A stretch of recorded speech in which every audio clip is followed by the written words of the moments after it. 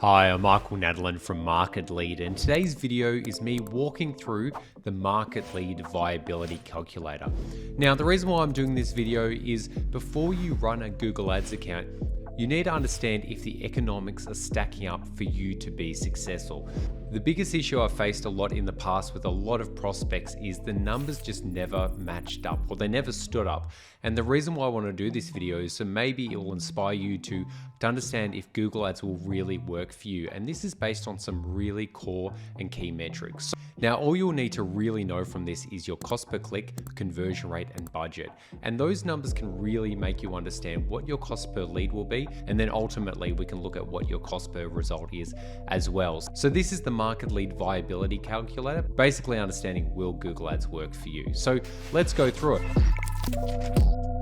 So the things we need to start off with, what is the budget, or what would be the recommended budget? Now, for a lot of businesses that are just starting off, I'd usually recommend around $2,000 to $5,000, but let's just go with the low end of $2,000. So we've got that in the budget there. Now, understanding the cost per click, it does range for a lot of industries. It can be down to $5 or up to $500 as well. So a lot of clients, I put in a very conservative number, being it more on the higher end.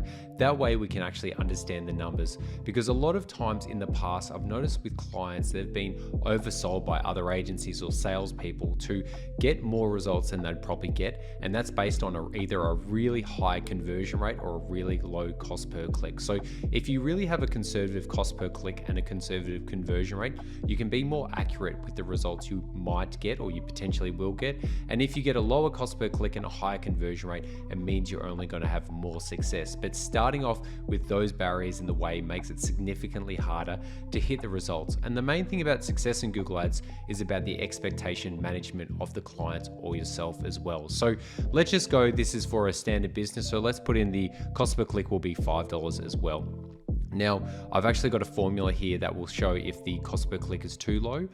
Anything under $3, I think in this day and age, is too low regardless of the business. But this can go down, you can change it as well. Now, in terms of conversion rate, I usually think a good conversion rate on a website would be 2%. And that's usually a bit too low for most businesses. So this is where you'd be looking into running a landing page where you could expect the conversion rate to be anywhere between 8 to 15%. But I like to go with a 10% conversion rate for a landing page, just to be more on the conservative side. And then that is good. So the next stage is the lead to sale rate. So really understanding what percentage of leads turn into sales for the business. Now, most businesses before running Google Ads, they usually have a really high sales rate of 80% and above, usually because it's based on organic or referral traffic. So for most Google Ads leads, you want to be operating realistically with a 50% lead to sale rate. Could be lower and could be higher. And with that rate, it is very good. Anything under 20% is probably an issue and needs to fix the sales process. Anything higher than 80%, I actually think is a bit unrealistic. Now, the client value, it could be anything, but let's just do $10,000. And then understanding the margin, it could be 20%. So by doing this, we can actually start to understand, based on the budget, we'd get approximately 400 clicks, 40 leads at a $50 cost per lead. Now that's quite reasonable. The approximate sales based on the lead to sale rate is 20, and the approximate cost per sale would be $100.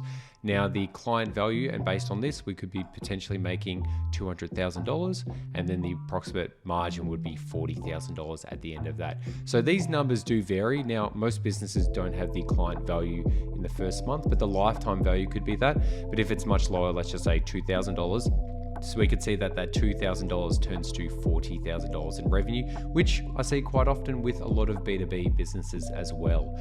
Now, the next thing I just wanted to add in here is just the impressions and CTR. Now, the other reason we want to do this is some businesses might go, I'll put in $100,000, and then, but realistically, you're not going to be getting that many clicks for that industry. So the next thing is understanding how many impressions are available. So how many people are searching per month. So if you use the Google Keyword Planner, you can start to get some of those approximate numbers in there. But let's just go, for example, for this industry, it's 15,000 based on the industry and the location. Then we'll be able to see some further numbers as they come through, and then the CTR. Now, some people go, I can get a 20% CTR, but realistically, I think around a 5% CTR is really good. 10% is outstanding. Anything anything above that is God mode, especially when you're spending a lot of money and you're going after a lot of keywords. So let's go after that as well.